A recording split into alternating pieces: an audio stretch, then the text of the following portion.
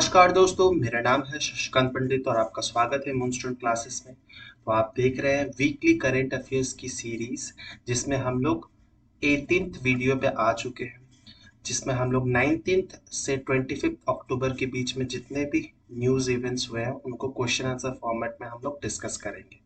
ये 18वीं वीडियो है। इससे पहले कि अगर वीडियोस आप नहीं देखे तो उसे ज़रूर देख लीजिएगा। उसका जो लिंक हो वो आपको डिस्क्रिप्शन बॉक्स साथ ही साथ पिन कमेंट में आपको अटैच्ड मिल जाएगा, तो वो बहुत ज़्यादा हेल्पफुल रहेगा। सारे ही एग्जाम्स के लिए मेरी ये weekly current affair series helpful रहेगी।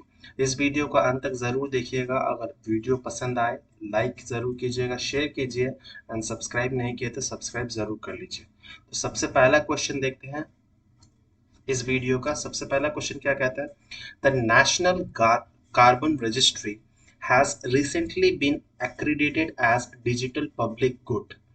It allows country to effectively manage national data and processes for trading carbon credits. तो नेशनल कार्बन रजिस्ट्री का काम क्या होता है? तो कार्बन जो ट्रेडिंग होती है ना, अलग अलग कंट्रीज में कार्बन नीड्स या फिर एमिशन जो होती है अलग अलग होती है। जैसे कि भूटान को हम लोग कार्बन नेगेटिव कंट्री बोलते हैं, क्योंकि वो कार्बन एमिशन बहुत कम करता है। जितना वो प्रोड्यूस करता है उसके कंपैरिजन में बहुत ज़्यादा कम करता है, इसीलिए कार्बन नेगेटिव कंट्री है। फिर कार्बन न्यूट्रल कंट्री भी होता है, कार्बन पॉजिटिव कंट्री भी होते हैं जो बहुत ज़्यादा एमिशन करता है कार्बन डाइऑक्साइड का।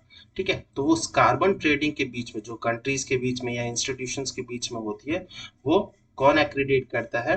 तो national carbon registry.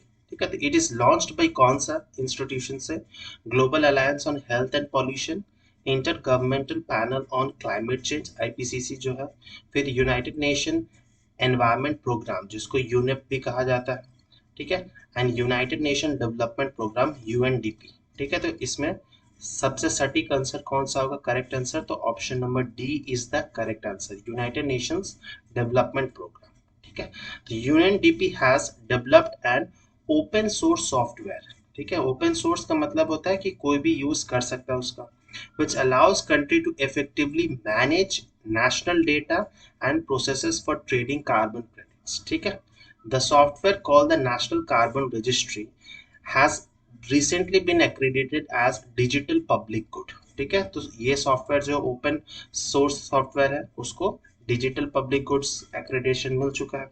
The registry use open source codes which allows countries to replicate and adopt the information to fit their own needs and context. ठीक है, तो हर कंट्रीज के अलग अलग नीड्स है, डिमांड्स है, वैरी करता है पॉपुलेशन टू पॉपुलेशन, इसीलिए वो अपने साथ कस्टमाइज कर सकते हैं। The registry is based on input from countries and follows national and international best practices.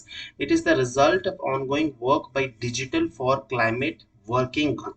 ठीक है, विच इंक्लूड्स बहुत सारे इसमें ऑर्गेनाइजेशन आ जाता है, जैसे UNDP, the world bank, united nation framework convention on climate change जिसको यूएनएफसीसी कहा जाता है, and European bank for reconstruction and development EBRD. ऐसे बहुत सारे इंस्टीट्यूशंस इसमें इसके अंतर्गत आ जाते हैं। ठीक है, तो option number D is the correct answer. ठीक है, नेक्स्ट क्वेश्चन पे मूव करते हैं। Question number 2, with reference to the agricultural investment fund AIF, consider the following statement.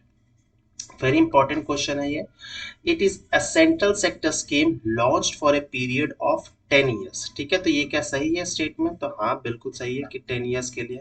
It provides a short term depth financing facility for investment in visible projects for post harvest management infrastructure. ठीक है, तो क्या ये short term depth financing देता है? तो ये पहला और दूसरा स्टेटमेंट कंट्राडिक्टरी है। देखिए, यहाँ पर 10 साल की बात की गई है और यहाँ पर शॉर्ट टर्म, तो मतलब इन दोनों में से कोई एक सही होगा। अगर ऊपर वाला स्टेटमेंट करेक्ट है तो सेकंड वाला ऑब्वियसली गलत हो जाता है ना। शॉर्ट टर्म नहीं होगा, मीडियम टर्म या लॉन्ग टर्म डेप्थ फाइनेंसिंग में हेल्प करता है, तो ये स्टेटमेंट गलत हो जाएगा। नाबार्ड आपको पता ही होगा, एग्रीकल्चरल बैंक है टाइप का, controls this fund in association with ministry of agriculture and farmers welfare. ठीक है, तो ये क्या सही है स्टेटमेंट? तो हाँ, ये भी सही है स्टेटमेंट, तो बी जो हो जाएगा वो करेक्ट आंसर हो जाएगा। ठीक है, तो एक्सप्लेनेशन देख लेते हैं। तो agricultural infrastructure fund is a new pan India central sector scheme. Central sector scheme उसे कहते हैं जो सेंट्रल गवर्नमेंट से 100% उसको मतलब स्पॉन्सर करता है, गवर्नमेंट सारा जो सेंट्रल गवर्नमेंट वो सारा पैसा इन्वेस्ट करता है। Launched for a period of 10 years, 2021 से 2030 to 33 तक। The scheme shall provide a medium or long-term depth financing facilities for investment in viable projects, जैसे कि post harvest management infrastructure, community farming assets through interest subvention and financial support, ठीक है। And the fund is also used to provide loans at concessional rates to FPOs and other entrepreneurs through primary agriculture credit societies, ठीक है। तो इन सब के साथ भी लोन्स आसानी से मिल जाएंगे। और नाबार्ड जो है steers this initiative in association with ministry of agriculture and farmers welfare, ठीक है। तो option B is the correct answer. Next question पर मूव करेंगे, question number 3। With reference to artificial intelligence, consider the following statements. So, artificial intelligence based real time monitoring software has also been deployed for generating intelligence in counter terrorist operations. हाँ, तो artificial intelligence का इसमें भी counter terrorist operations में भी use किया जा रहा है। Using AI powered drones and robots to patrol borders provides increased coverage. तो ये भी बिल्कुल सही स्टेटमेंट है। United Kingdoms and India have agreed to launch an inaugural Defense Artificial Intelligence Dialogue.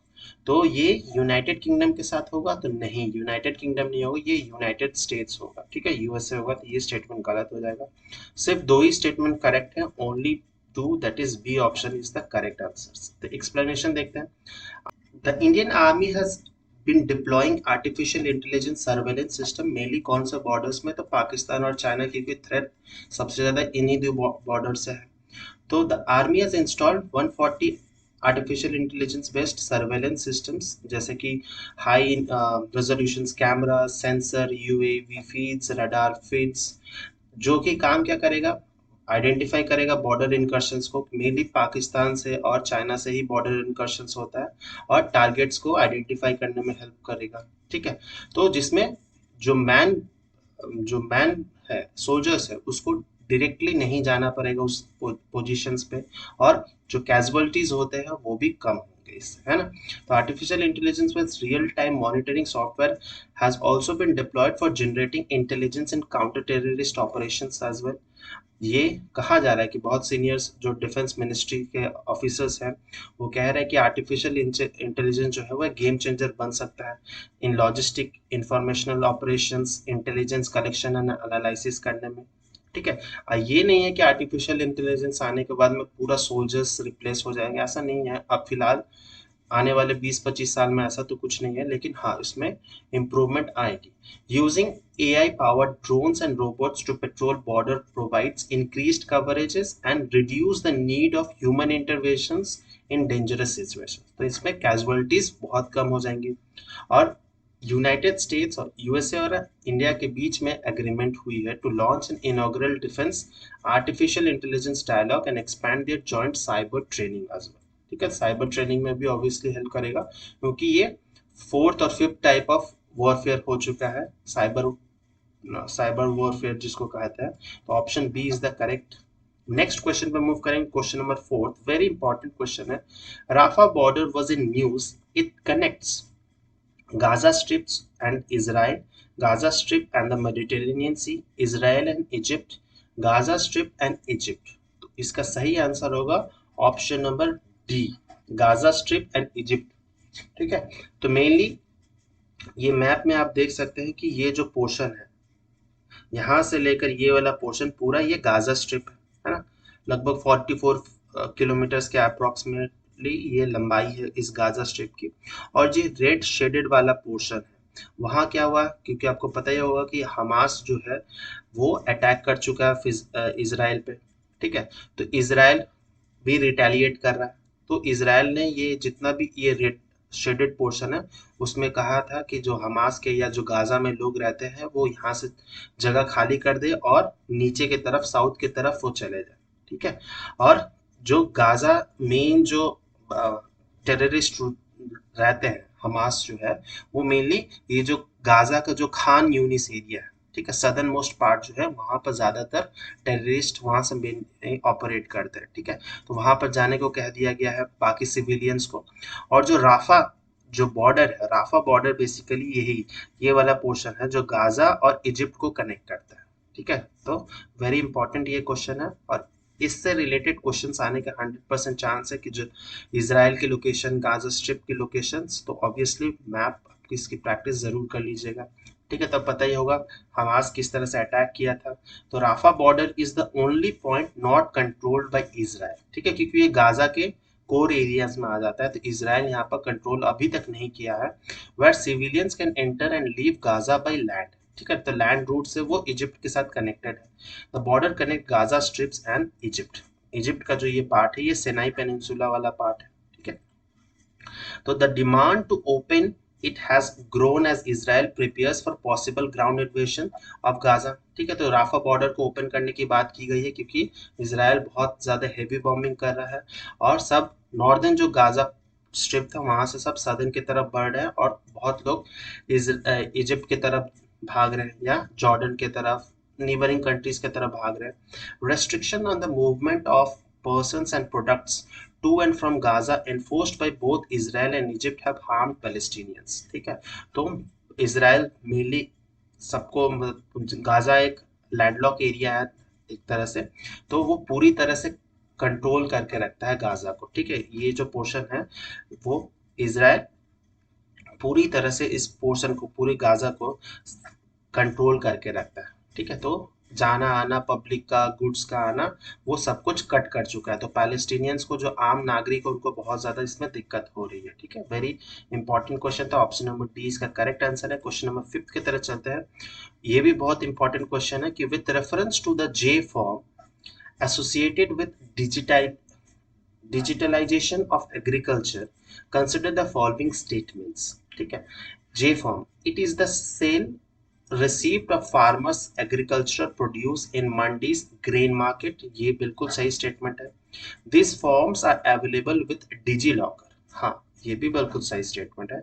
It can be used for raising finances from financial institutions। ये भी statement सही है।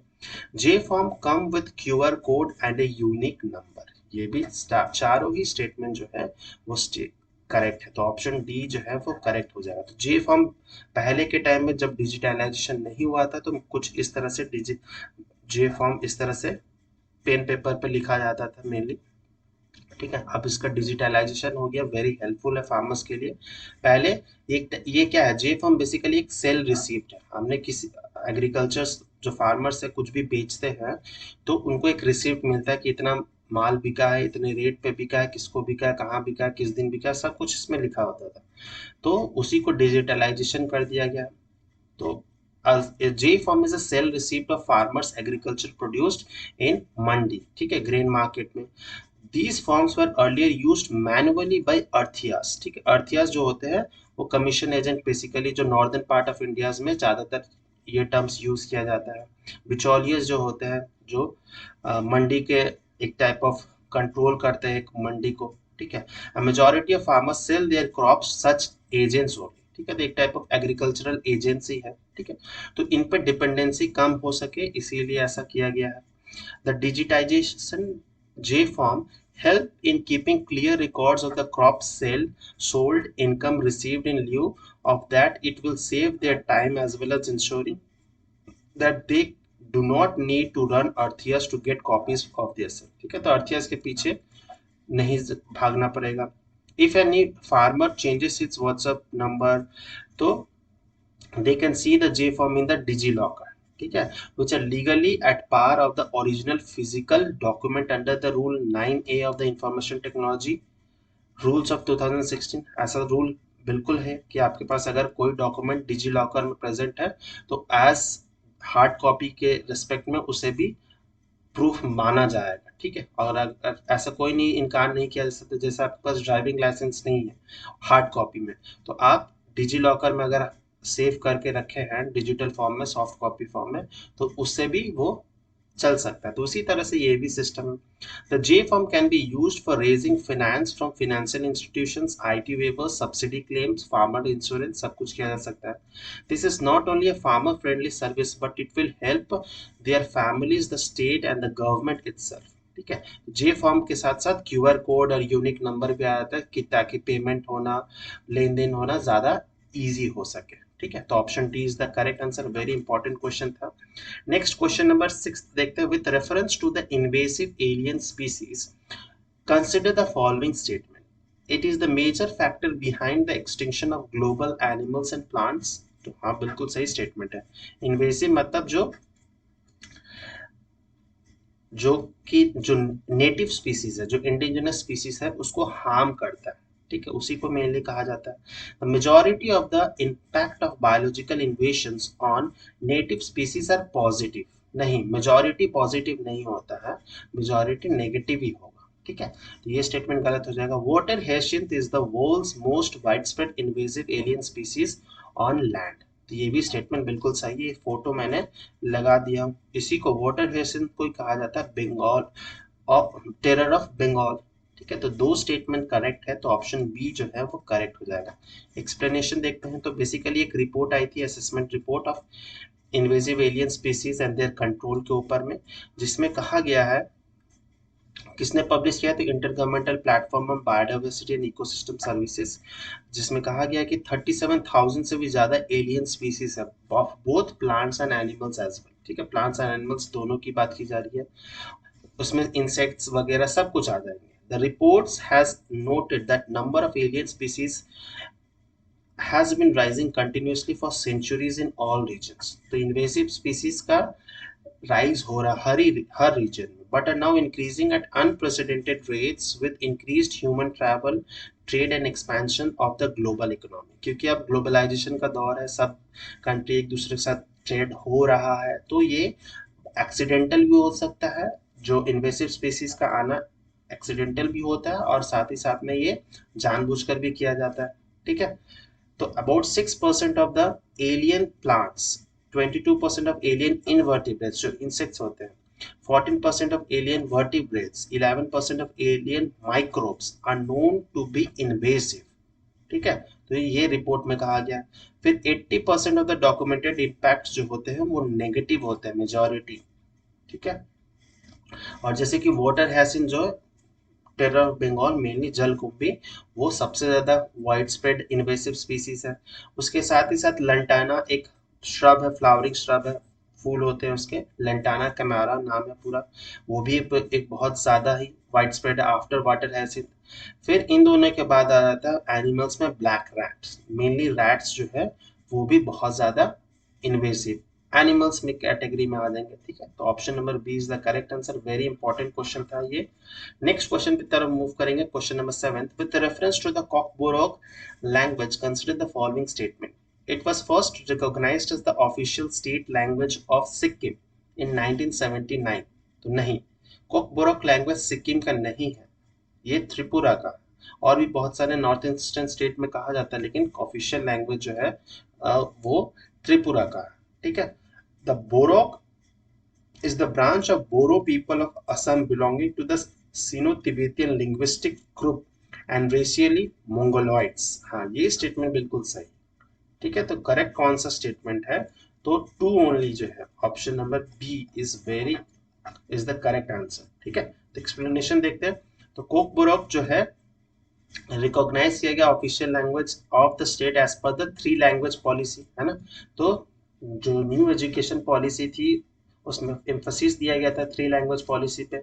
ठीक है, तो but it does not have a script.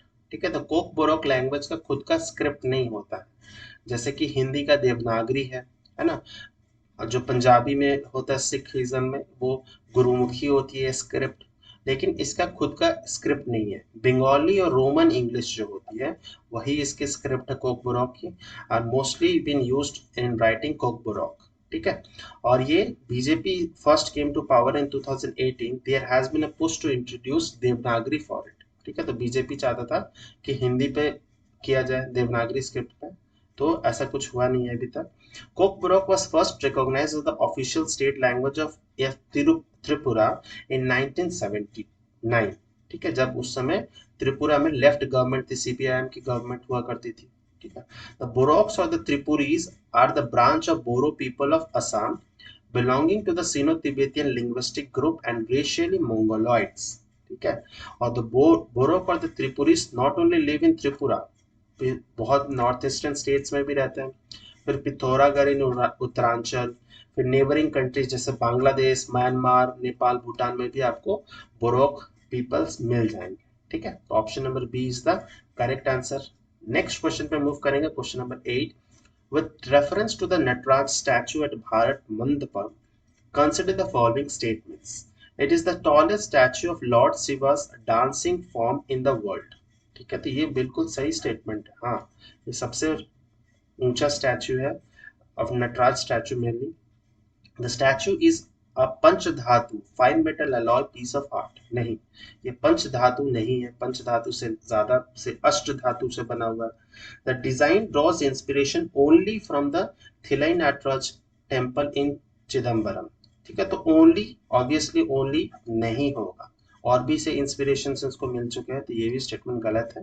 तो only one जो statement है is correct, option A is the correct answer. ठीक है, तो ये जो भारत मंडपम है उसमें उसके सामने ये स्ट्रक्चर बनाया गया है नटराज का, तो जहां पर G20 मीटिंग की होस्टिंग हुई थी। ठीक है, तो 27 फुट ऊंचा है ये, और ये सबसे लंबा है। और ये जो स्टैचू है मेनली अष्टधातु मतलब 8 मेटल अलॉय से मिलकर बनाया गया है। स्कल्प्टर कौन है, तो स्वामी मलाई इन थंजावुर डिस्ट्रिक्ट ऑफ तमिलनाडु से बिलोंग करते हैं मेनली। ठीक है, तो Shri कंडत Sthapati of 61 years who crafted this statue along with his brothers draws inspiration from three revered Nataraja idols.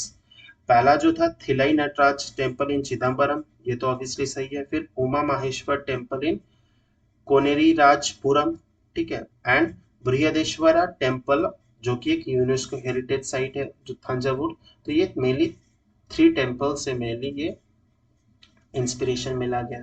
ठीक है, तो सबसे लंबा स्टैचू भी है नटराज। ठीक है, तो option A is the correct answer.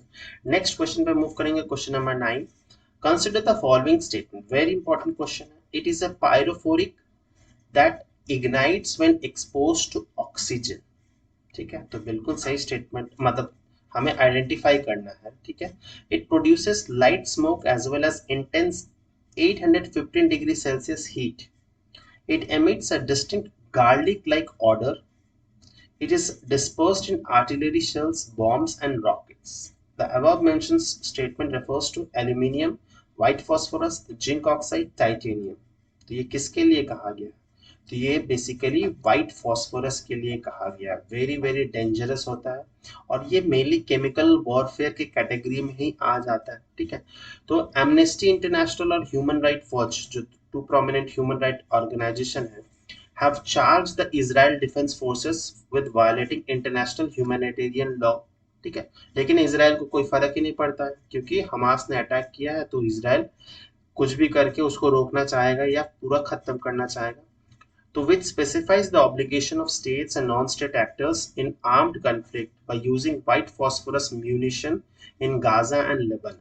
ठीक है, तो वो गाजा और लेबनान में इस तरह से वो रॉकेट लॉन्च के थ्रू वो डालना। और व्हाइट फॉस्फोरस के नेगेटिव इम्पैक्ट्स बहुत ज्यादा होते हैं, क्योंकि ये बहुत ज्यादा हीट प्रोड्यूस होता है, पायरोफोरिक होता है, मतलब ऑक्सीजन के कांटेक्ट में आते ही ये रिएक्ट करता है बहुत ज्यादा। लाइट स्मोक ऑब्वियसली आएगा ही। इंटेंस टेम्परेचर कितना बन जाता है, 815 डिग्री सेल्सियस क्या। तो अगर आपके बॉडी पे वो पहुंचता है व्हाइट फॉस्फोरस, तो सोचिए कितना ज्यादा डैमेज कर देगा बॉडी को। Pyrophoric spontaneously extremely fast. ठीक है, white phosphorus is considered as pyrophoric solids category 1। ठीक है, ये कैटेगरी वैसे होते हैं, वैसे सब्सटेंसेस या केमिकल्स होते हैं जो इग्नाइट करते हैं बहुत स्पॉन्टेनियसली, मतलब ऑक्सीजन के कांटेक्ट में आते ही बहुत भयानक सा रिएक्शन होता है। तो it is one of the pyrophoric chemicals that is most unstable. ठीक है, फिर इसकी जो स्मेल होती है वो गार्लिक ऑर्डर होती है mainly. White phosphorus is dispersed in artillery shells, bomb shells and rockets. ठीक है, और its main military application is as smoke screen which is used to conceal ground unit movement। ठीक है, तो ग्राउंड यूनिट मूवमेंट को basically ये conceal करने के लिए हेल्प क्या करता है, मेनली काम यही होता है। लेकिन ये केमिकल वॉरफेयर के कैटेगरी में आ जाता है। केमिकल का यूज करना ह्यूमैनिटेरियन पर्पस के लिए सही नहीं है किसी भी मतलब से। White phosphorus exposure can result in severe Burns that frequently reaches the bones, even हड्डियां तक भी इससे डिस्ट्रॉय हो सकती है, बहुत सीवियर बर्न्स होंगे। ठीक है, तो option B is the correct answer. Very harmful chemical है ये। नेक्स्ट क्वेश्चन पे मूव करेंगे, question number 10। Consider the following places. ठीक है, हमें करेक्टली मैच पेयर बताने हैं। प्लेसेस ये हमेशा ही ऐसे न्यूज में रहते हैं, इसीलिए इस टाइप ऑफ क्वेश्चन फ्रेम हुआ है। सुकमा, क्या ये महाराष्ट्र में है? तो बिल्कुल नहीं, ये छत्तीसगढ़ में। पता ही होगा कि ये मतलब नक्सलाइट हॉटेस्ट जोन हुआ करता था और अभी भी कुछ हद तक है वहां पर। फिर चिशमोल डेमचौक रोड, क्या ये अरुणाचल प्रदेश में है? तो नहीं, ये लद्दाख में होती है। ठीक है, तो पता ही होगा जब गलवान वैली का क्लैश हुआ था, तो ये पैंगोंग सो लेक के जस्ट नॉर्थ एंड साइड पे मिलेगा आपको। फिर विझिंजम पोर्ट, क्या ये तमिलनाडु में है? तो नहीं, ये केरला में है। ठीक है, फिर तीस्ता थ्री डैम, लगेगा कि हाँ सिक्किम में ही होगा, लेकिन नहीं, सिक्किम में नहीं है, जो northern part of West Bengal है वहां पर आपको मिलेगा। तो ये चारों में से कोई भी करेक्टली मैच नहीं है, तो ऑप्शन डी जो है वो करेक्ट आंसर हो जाएगा। ठीक है, तो जैसे मैंने बताया, सुकमा छत्तीसगढ़ में, चिस्मूल डेमचौक रोड जो है लद्दाख में है, विझिंजम पोर्ट जो है केरला में है, और तीस्ता थ्री डैम वेस्ट बंगाल में। ये हमें न्यूज में रहे हैं, इसीलिए इस टाइप ऑफ क्वेश्चंस भी आ सकते हैं। ये डायरेक्ट क्वेश्चंस आ सकते हैं, फ्लड से रिलेटेड, सुकमा से रिलेटेड, वैसे भी दिया जा सकता है। नेक्स्ट क्वेश्चन है question number 11। Consider the following statements. It is the recognized by its thick coarse cotton material which can endure the roughest washes. ठीक है, they have the characteristic conventional checks and temple pattern for border as well. तो ये आपको दिख रहा होगा इस cloth material में। तमिलनाडु को जियोग्राफिकल इंडिकेशन टैग मिला है फॉर दिस हैंडलूम। तो ये सारे से हमें बताने किसके लिए कहा गया। हमरम, पौंडुम, बॉबिलीवीना या कंडंगी साड़ी। ठीक है, तो हमरम के बारे में मैंने प्रीवियस वीडियो में कहा, बताया था डिटेल में। तो अगर आपने नहीं देखा तो जरूर देख लीजिएगा, उसका लिंक आपको डिस्क्रिप्शन बॉक्स में मिल जाएगा इसके बारे में। लेकिन इसका सही आंसर क्या होगा? तो सही आंसर होगा ऑप्शन नंबर डी, कंडंगी साड़ी। तो मेनली इस टाइप ऑफ साड़ी या चेकेट पैटर्न्स में होते हैं, और जो बॉर्डर एरिया होते हैं वहां पर टेम्पल पैटर्न्स बनाए जाते हैं मेनली। तो ये सब mainly eastern part of countries और सदर्न इंडिया में इस टाइप ऑफ साड़ीज ज्यादातर ऐसे बनते हैं। ठीक है, तो कंडंगी sari is recognized for thick coarse cotton material that endure the roughest washes. ठीक है, फिर conventional checks and temple pattern वो मैंने बता दिया। फिर Karaikudi is dry, and in contrast the कंडंगी sari exude brilliant colors with bright yellow, orange, red and minimal black. ठीक है, तो इस तरह से कलर्स यूज किए जाते हैं मेनली चेकर्ड पैटर्न्स में, और तमिलनाडु को इसलिए जोग्राफिकल इंडिकेशन टैग भी मिल चुका है। तो option D is the correct answer. Next question पे मूव करेंगे, question number 12। With reference to the 106th amendment act consider the following statements. ठीक है, वेरी इंपॉर्टेंट है ये question. The act provides 33% reservation to women in the Lok Sabha and state legislative assemblies. तो हाँ, statement सही है। It was the last bill to be passed in the old parliament building. तो नहीं, ये पहला बिल था जो कि न्यू पार्लियामेंट बिल्डिंग से पास हुआ। ठीक है, तो ये गलत हो जाएगा। The seats already reserved for scheduled caste and scheduled tribes will not come within the purview of women's reservation. ठीक है, तो ये विल नॉट नहीं, विल होगा। ठीक है, तो ये गलत हो जाएगा। शेड्यूल कास्ट, शेड्यूल ट्राइब्स जो होंगे वो भी आ जाएंगे। ओबीसी के बारे में अभी तक ऐसा कुछ नहीं कहा गया। ठीक है, तो ये गलत हो जाएगा, इसी पे ये बहस चल रहा था। तो करेक्ट कौन सा? सिर्फ वन स्टेटमेंट, तो only one statement is correct, option A is the correct answer. तो 106th अमेंडमेंट एक्ट मेनली इसी को कहा जाता है, नारी शक्ति वंदन वंदन अधिनियम। The act provides 33% reservation to women in the Lok Sabha and State Legislative Assembly. इसके बारे में भी मैंने previous videos में बहुत डिटेल में बात की है। It became the first bill to be passed in the new parliament building. ठीक है, और जो शेड्यूल कास्ट, शेड्यूल ट्राइब्स हैं will also come under the purview of women's reservation. ठीक है, तो option is the correct answer. Next question पे move करते हैं, question number 13। Consider the following places, हमें वही करेक्टली मैच बताने हैं। तो अल गहीडा, क्या ये इजिप्ट में है? तो ये इजिप्ट में नहीं है, यह यमन में है। ठीक है, फिर सलहाला सऊदी अरेबिया में है? तो नहीं, ये भी क्या है? तो ये ओमान में है ना। फिर सुकोट्रा जो है, सुकोट्रा ये क्या यमन में है? हाँ बिल्कुल, ये सोकोट्रा जो है वो एक बेसिकली आइलैंड है, ठीक है। अरेबियन सी में ये आइलैंड पड़ता है, सोकोट्रा आइलैंड, तो ये यमन में होगा। तो ओनली वन जो है वो करेक्टली मैच्ड है, ठीक है। ओनली वन जो है वो करेक्टली मैच होगा। तो अल गहीडा जो है यमन में है, सलहा ओमान में है, और या सुकोट्रा जो है यमन में है। और ये इसलिए दिया गया है, ये सारे क्या है, अरब कंट्रीज है। यमन एंड ओमान जो है वो अरब कंट्रीज है। तो यहाँ पर कहा जा रहा है कि एक साइक्लोन आने वाला है, इसको अब हिट कर सकते हैं यमन और ओमान को, दोनों को ही।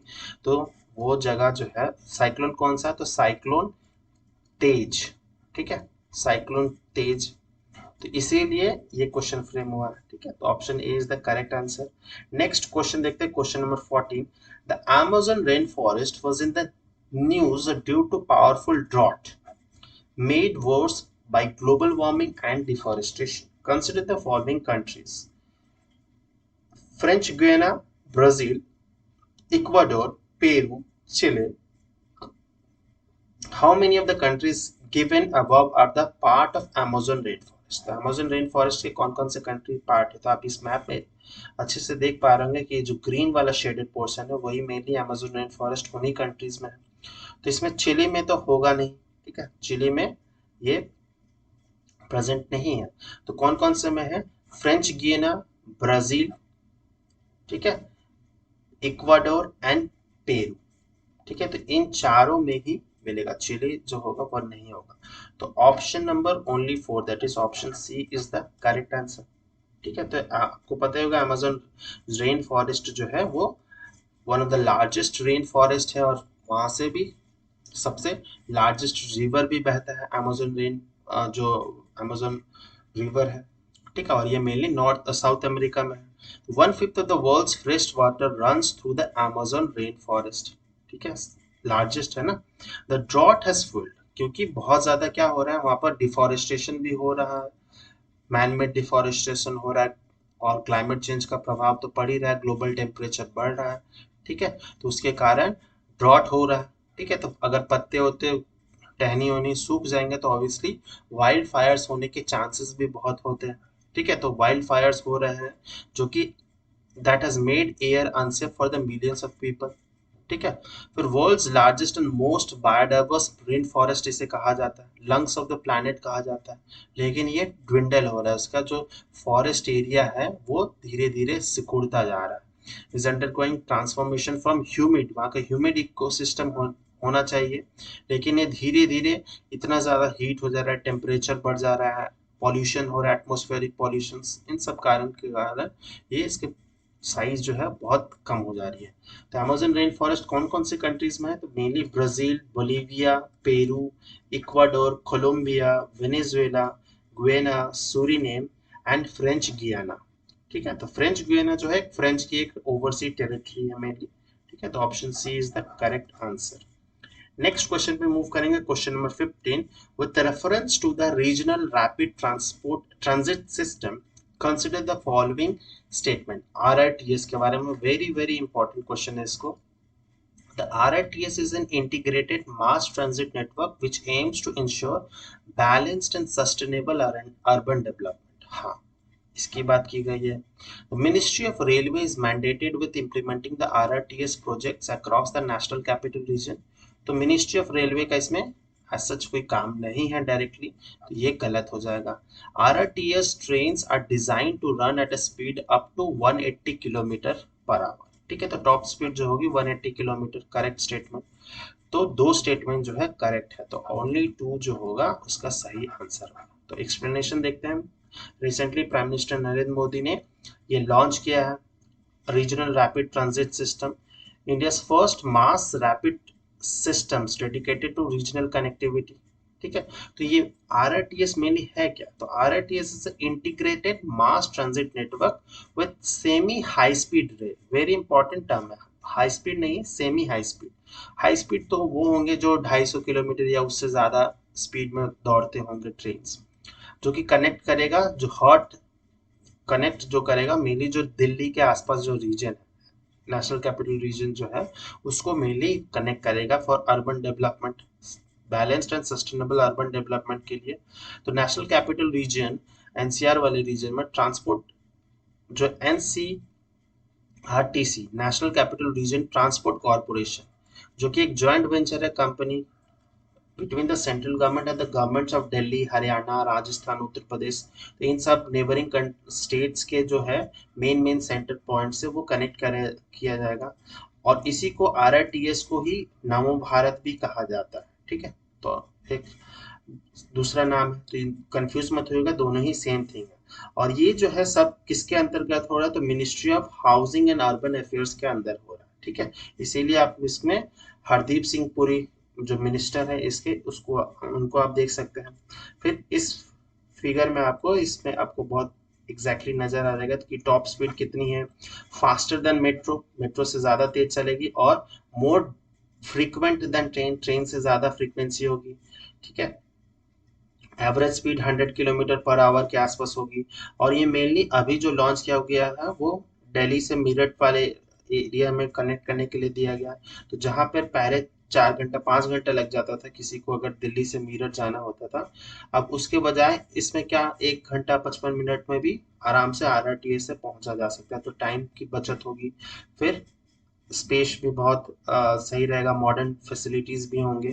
तो धीरे धीरे इस मैप में देखेंगे तो बहुत सारे जो आसपास मीरठ, गाजियाबाद, इन सब रीजन में जो यूपी के हैं, साथ ही साथ हरियाणा, पंजाब, राजस्थान, इन सब के एरियाज को भी कनेक्ट किया जाएगा। ठीक है, तो यही है मेनली आरआरटीएस सिस्टम। और जो आरआरटीएस सिस्टम है is modelled on the system such as RER in Paris. ठीक है, ये सिस्टम पेरिस में भी है, इसी type of system, exactly same नहीं है। फिर regional express train in Germany, Australia में भी है, and SEPTA regional railway in the United States. तो उसी तरह से इंडिया में भी इस तरह से भी एक बनाया गया है कि टाइम कम कम लगे और सहूलियत ज़्यादा मिल सके, बेटर फैसिलिटीज मिल सके। तो option B is the correct answer. ठीक है, तो इस वीडियो में हम लोग ने 15 क्वेश्चन किए, वेरी इंपॉर्टेंट क्वेश्चन थे। उम्मीद करता हूँ आपको इस वीडियो से बहुत कुछ सीखने समझने मिला होगा। अगर वीडियो अच्छा लगा तो लाइक जरूर कीजिएगा, कमेंट करके बताइए कैसा लगा वीडियो, शेयर कीजिए अपने दोस्तों के साथ, एंड सब्सक्राइब नहीं किया तो सब्सक्राइब जरूर कर लीजिए और बेल आइकन को जरूर हिट कर दीजिएगा ताकि नोटिफिकेशन टाइमली मिलता रहे। आप इंस्टाग्राम पे भी जुड़ सकते हैं मेरे साथ। मिलते हैं नेक्स्ट वीडियो में, टिल देन बाय बाय, जय हिंद।